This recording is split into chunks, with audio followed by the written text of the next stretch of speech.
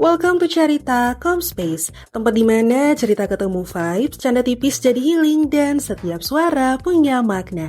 Take a seat, plug your earphones, cause the story starts now. Let's talk, let's feel, and let's grow.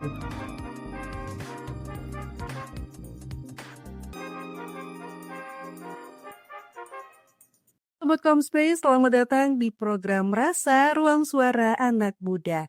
Bersama aku Mara nih, hari ini kita akan membahas topik yang sangat dekat dengan dunia mahasiswa dan generasi muda, yaitu organisasi versus dunia kerja. Dan kira-kira apa sih yang bisa kita pelajari dari keduanya? Dan apakah ikut organisasi itu benar-benar mempersiapkan kita untuk dunia kerja? Atau justru dunia kerja punya tantangan yang tidak kita temui di organisasi? Nah, kita akan kupas tuntas hari ini.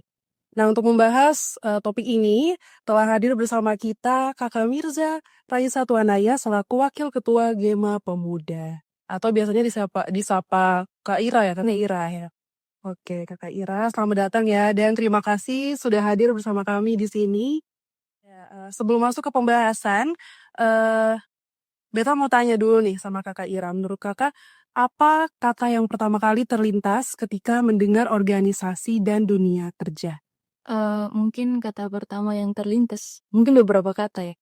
Untuk organisasi sendiri yaitu ada kerjasama untuk mencapai tujuan, sedangkan untuk dunia kerja sendiri yaitu ada profesionalisme untuk mencapai kinerja. Oke, baik. Nah, para pendengar, para sobat Komspace, dimanapun berada, sekarang kita akan langsung masuk ke segmen pertama kita, yaitu apa itu organisasi dan apa itu dunia kerja. Kita mulai dari dasar dulu ya. Jadi sebenarnya apa sih perbedaan nyata antara organisasi dan dunia kerja secara umum? Mungkin bisa dijelaskan sedikit dulu gitu. Iya. Mungkin kalau organisasi yang kita semua tahu ya adalah satu ada di mana terhimpun beberapa orang untuk mencapai tujuan bersama. Sedangkan untuk dunia kerja sendiri ya singkatnya tempat kita bekerja gitu. Itu singkatnya sih, tapi menurut beta sendiri, organisasi itu lingkupnya kan karena ini bahasannya adalah mahasiswa itu kan lingkupnya masih untuk kita para mahasiswa. Sedangkan untuk dunia kerja sendiri itu untuk kita yang sudah selesai ataupun belum selesai dengan mahasiswa. Ada juga kan mahasiswa yang berorganisasi sampai juga bekerja gitu. Nah, terus dalam organisasi mahasiswa, skill apa yang paling sering terbentuk? Dalam organisasi mahasiswa itu karena beta sendiri prosesnya sudah berorganisasi sebelum masuk Gema itu berorganisasi sejak SMP di tahun 2014. Skill yang dibentuk dari tahun 2014 sampai beta selesai wisuda dan mendapatkan pekerjaan adalah kerjasama tim dan juga bagaimana cara beta untuk mengembangkan beta punya bakat di organisasi. Berarti itu dasar-dasarnya sudah ada di situ. Iya. Jadi pas dunia kerja tuh susah yang kaget lagi. Iya, sing kaget gitu. Nah, terus apa hal positif yang organisasi tawarkan untuk pengembangan diri mahasiswa? Iya. Kalau untuk beta pribadi, yang ditawarkan organisasi untuk beta masuk di dunia kerja adalah yang tadi kerja sama tim, bagaimana cara katong untuk bekerja sama dengan orang lain yang sebelumnya katong seng kenal, bagaimana cara katong untuk membangun kepercayaan untuk melaksanakan kegiatan misalnya, dan juga bagaimana cara katong untuk uh, memanajemen sebuah risiko atau biasa yang dikatakan sebagai problem solving untuk mengatasi sebuah masalah yang terjadi di organisasi ataupun di masyarakat. Dalam konteks Gema Pemuda sendiri, karena katong fokusnya di bidang pengabdian, di bidang pendidikan, itu mengajarkan katong untuk bagaimana, karena sejujurnya Gema Pemuda ini organisasi yang tidak berada di bawah badan atau instansi manapun, itu adalah pure bentukan dari beta dan beta punya teman-teman sendiri, ya berdiri sendiri, maka itu menjadi tantangan keras bagi katong sendiri untuk bagaimana mencapai katong tujuan untuk meratakan pendidikan di Maluku gitu. Wah, keren, sumpah keren sekali. Terus yang berikutnya nih, di dunia kerja apa tantangan utama yang biasanya membuat anak muda tuh kaget? Ya, karena beta juga bagian dari anak muda, beta adalah salah satu yang paling muda, kemarin diterima salah satu CPNS yang termuda, diterima di umur 22 tahun. Tantangan yang beta rasakan yaitu tekanan yang harus mencapai target dengan cepat gitu. Karena di dunia kerja itu katong dituntut semisal di organisasi yang kerjanya fleksibel gitu. Kayak misalnya ada uang baru kerja gitu kan seng. Sedangkan di dunia kerja itu katong dituntut untuk harus cepat sesuai dengan target atau kinerja yang sudah ditetapkan gitu. Oh, seperti itu ya. Menarik sekali sih. Selanjutnya nih, apakah pengalaman organisasi itu membantu ketika masuk dunia kerja? Ya, itu sangat membantu sih karena di organisasi yang sudah beta jelaskan tadi bahwa katong tuh bagaimana cara katong diajarkan untuk bisa membangun jejaring dan lain sebagainya. Tupoksi beta di BKKBN jabatan beta sebagai seorang fasilitator pemerintahan dan sebelum menjadi fasilitator pemerintahan di kantor perwakilan sendiri beta di Gema Pemuda sebagai fasilitator juga volunteer di Gema Pemuda untuk turun pengabdian. Dan itu mengajarkan beta untuk bagaimana katong mau menjalin kerjasama, trik-trik komunikasi apa sih yang bisa katong lakukan, bagaimana membangun pendekatan dengan masyarakat, karena instansi yang beta kerja sekarang adalah instansi yang mengurus langsung terkait dengan masyarakat atau penduduk dari dia lahir itu sampai dia meninggal. Dan di pengabdian juga katong yang notabene-nya adalah orang yang bersentuhan langsung dengan masyarakat juga melakukan itu. Makanya ada balance antara kita punya organisasi dan dunia kerja gitu.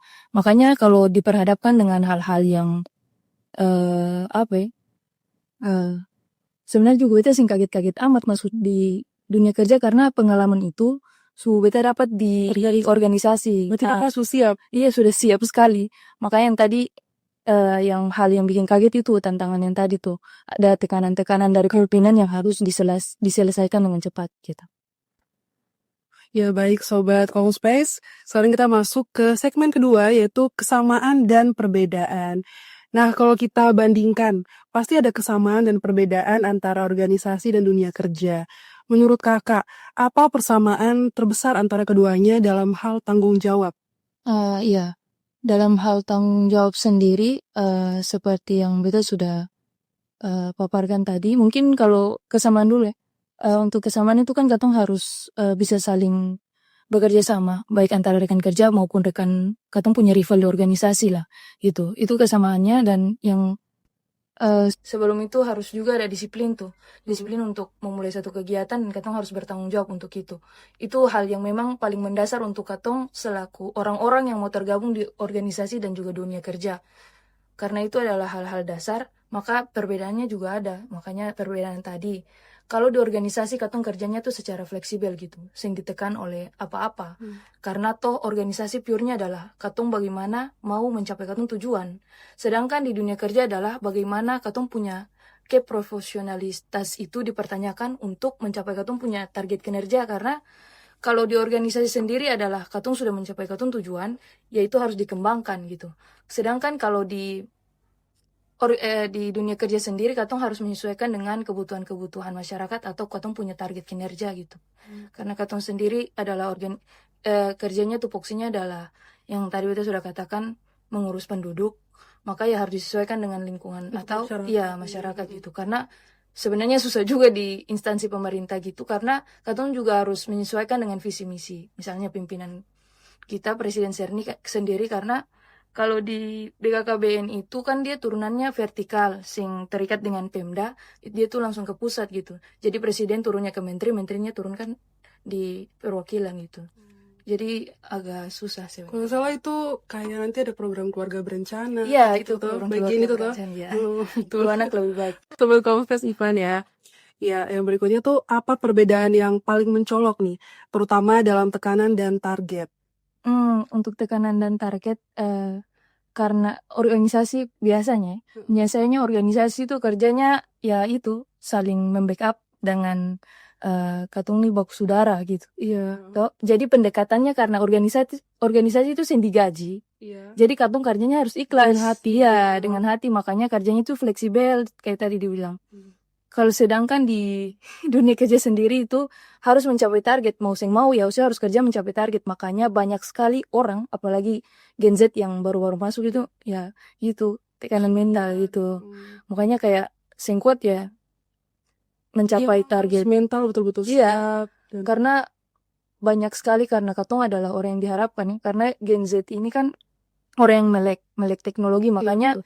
kebanyakan orang-orang di kantor adalah orang-orang yang generasi baby boomers ya, yang belum Millennials. ya, yang mungkin sedikit kurang paham terkait dengan IT ya, makanya diharapkannya pada katong. Sedangkan untuk dunia kerja sekarang ya, sekarang pelaporannya dan cara kerjanya sudah harus menggunakan teknologi, makanya semua beban pekerjaan yang terkait dengan itu dibebankan kepada Gen Z gitu-gitu, yang katanya lebih paham. Bagusnya. Iya. Makanya tekanan-tekanan itu selain tupoksi kinerja yang dikasih adalah tekanan tambahan tadi. Betul. Betul. Jadi mungkin seharusnya tuh milenial juga mau belajar ya. Iya. Sesuai apa-apa jangan dibebankan ke Gen Z. Iya gitu. Kasihan Gen Z-nya. Tapi banyaknya tuh karena dengan alasan kamu adalah generasi penerus, jadi harus terima. Kamu harus Iya, mau mau Iya. tadi perintah senior. Iya, atasan itu Betul. kan harus didengar gitu. Iya, betul. Iya. Ya, Sobat Kompas, langsung aja kita masuk ke segmen yang ketiga, pelajaran yang bisa diambil. Nah, ini nih yang paling penting dari organisasi dan dunia kerja. Pelajaran apa yang bisa kita petik? Nah, misalnya soft skills nih. Iya. Soft skill apa yang paling berguna di dunia kerja hasil dari organisasi? Soft skill sendiri yang beta ambil dari organisasi dan mengimplementasikannya di Dunia kerja. dunia kerja yaitu rasa tanggung jawab dan kepemilikan beta terhadap tugas yang dikasih. Karena tadi sebelumnya di awal sudah dikatakan beta berorganisasi sudah cukup lama. Dari SMP sampai sekarang dan masuk di dunia kerja. Misalnya soft skill yang diberikan di organisasi itu kepercayaan orang-orang untuk membelajarkan katong untuk bisa percaya diri dan bisa tampil di depan umum untuk berbicara. Kan sing semua orang bisa percaya diri. Saya percaya diri itu untuk bisa mau bicara di depan orang-orang, memaparkan kegiatan atau menjalankan satu kegiatan. Dan yang paling mendasar sebenarnya yang beta rasakan dari organisasi dan implementasikannya di dunia kerja yaitu terkait dengan bagaimana cara katong untuk manajemen waktu nih. Manajemen waktu dan juga sebenarnya di organisasi juga belajar itu, dan yang paling minim adalah budaya disiplin katong ya. Apalagi orang Maluku, tapi seluruhnya sih. Beberapa. Ya beberapa. Sebenarnya yang paling beta pelajari itu bagaimana cara beta untuk mengelola satu kegiatan.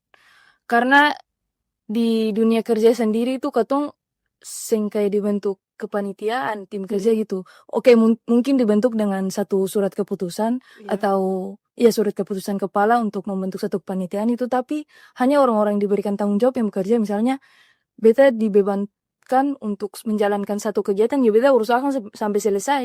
Kalau mau minta bantu ya oke, tapi untuk kegiatan itu terlaksana ataupun seng itu tergantung dari si menjalankan, dan itu harus dikerjakan mau seng mau.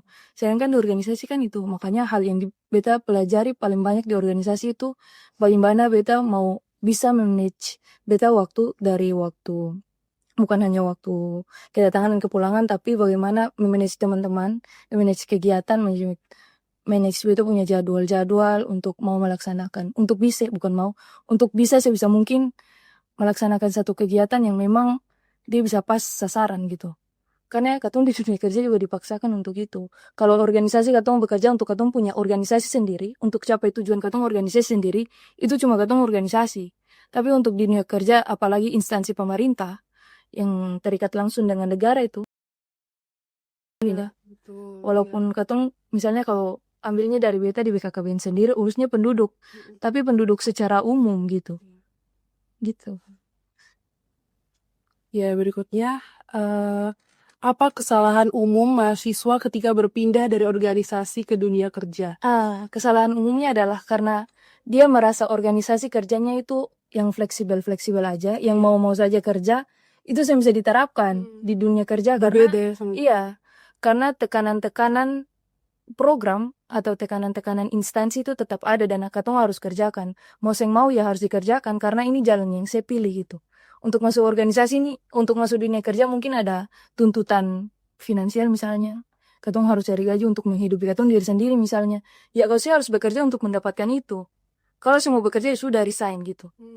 Tapi kalau mau bertahan hidup ya harus bekerja sesuai dengan apa yang sudah dikasih, apa yang sudah diperintahkan, ya harus dikerjakan. SOP-nya Iya. perusahaan. Tuh.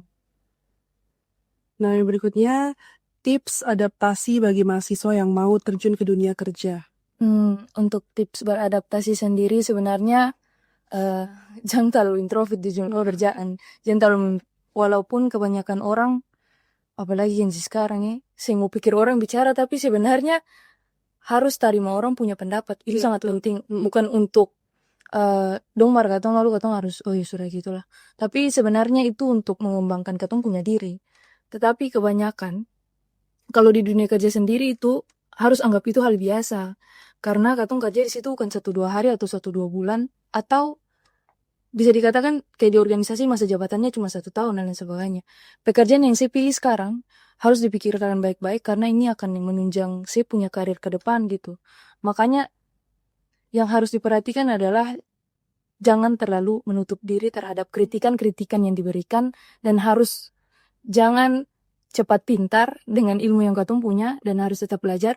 Bukan belajarnya hanya sebatas tes masuk instansi lah selesai, tapi kan katong harus mengembangkan diri. Di dunia kerja itu sing hanya stuck di jabatan itu, tapi ada eh, ada juga tes-tes ya, tes-tes atau seleksi-seleksi untuk katong punya kompetensi. Ada gitu. tahapan Iya, tahapan seleksinya gitu. Untuk naik jabatan juga harus belajar kan. betul. Dari mau jalankan program ya, dari katong sing tahu katong juga harus belajar terkait dengan program itu.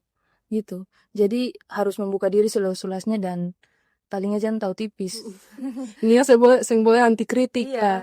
Harus terima saran, terus harus mau belajar karena kan belajar itu sering menutup. Maksudnya kapan tuh bisa belajar toh, Iya. dimanapun itu. Jadi buat Sobat Comspace, kalian bisa langsung kunjungi laman Instagramnya ya. Namanya apa? Gema Pemuda. Gema Pemuda. Ya baik, terima kasih kepada narasumber kita, Kakak Ira, atas diskusi yang sangat inspiratif hari ini. Kita belajar bahwa organisasi adalah ruang latihan dan dunia kerja adalah arena sebenarnya. Tapi dua-duanya harus saling melengkapi. Baik Sobat Comspace, dimanapun Anda berada, terima kasih sudah mendengarkan. Sampai jumpa di program kami berikutnya. Aku Maharani, pamit undur diri. Tetap semangat, tetap berkarya, dan jadilah agen perubahan.